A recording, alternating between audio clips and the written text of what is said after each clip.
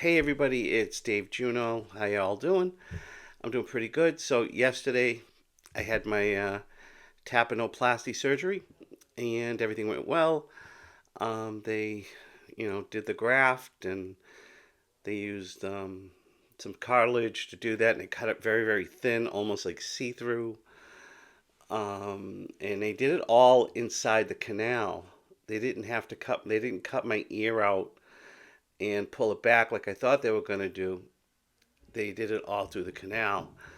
Um, and I got cotton in it right now. I can't really hear too well with it. I've got my cochlear in, but that seems to be a little scratchy at times, which, I mean, at least I can hear something, okay?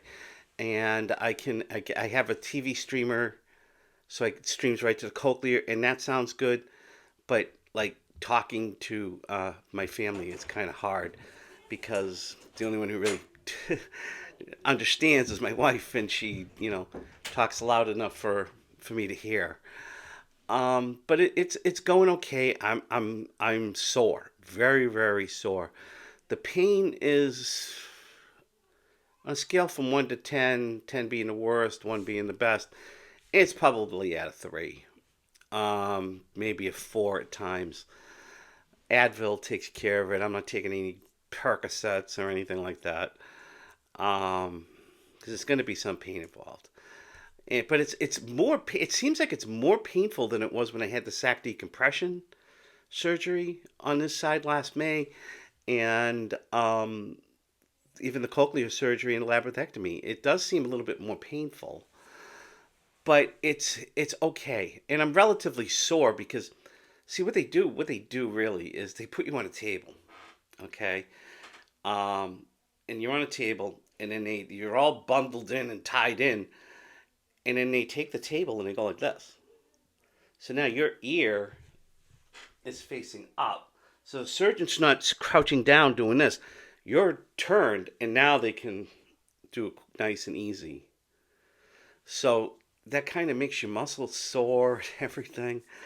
Um, because like my stomach's sore, my abdomen's sore, and my legs are a little bit sore. Um, just in general. But I know in the next day or two it's gonna feel better. And I've just really been resting. There's really not much you can do. Eat, take my Advil, rest. The bleeding stopped. I did change the cotton ball this morning because the other one was just bleh. It was gross. I mean, I think I stuck a blood on this ear here, but and I got some bruising too. If you notice, right there, I got some bruising. I got some on the side of my head, but that's from I believe that's from the microscope they used to because you can't see in there, so they gotta take a what do you call it, speculum, make the hole a little bigger, and use a microscope and small little tools and all that. But hopefully, in the end, everything will work out fine. Any infections, I won't get the infections anymore. No more from time to time, unless it's from the hearing aid. But see, that's the thing. I can't wear the hearing aid for at least until May 5th. So it's going to be very, very tricky. But as far as vertigo, I did not get any vertigo after the surgery. Dizzy. I'm very dizzy. Um, so even today has been a very dizzy day. But that's from the surgery.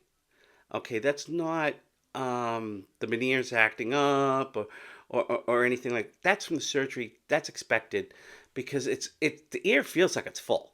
And that's normal because there's blood and fluid because your body was invaded. Your head was invaded. So that's going to happen. And that's fine. Okay? It's not from the Meniere's, it's from the surgery. So that's totally fine. That'll go away. Um, and hopefully in a few weeks I'll be fine.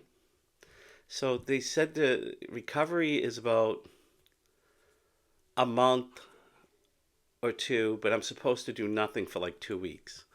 Like just rest. That's it.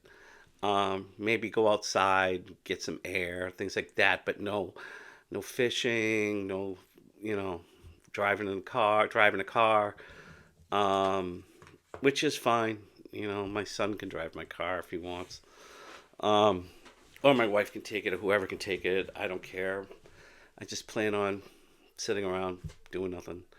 Maybe working on the channel, doing another project, another computer project. Maybe I did buy a new iPad this morning, so maybe that will get me to do something with camera angles and when I go back to recording mass, I can maybe set up a second camera and run it like that. Um, so we'll see. So I'll keep busy. It's just not going to be what I want to do, and that's fine. So on that note, if you get a hole in the eardrum, and you want to get it fixed, it's this is day one. I'll probably do another video in like a couple of weeks about it. Um, but just be prepared. A lot of times they're not cutting behind the ear; they're just going, right in the canal, and it's a little different. But day one, everything is happening as expected. So it can only get better from here. I'll talk to you all later. Bye.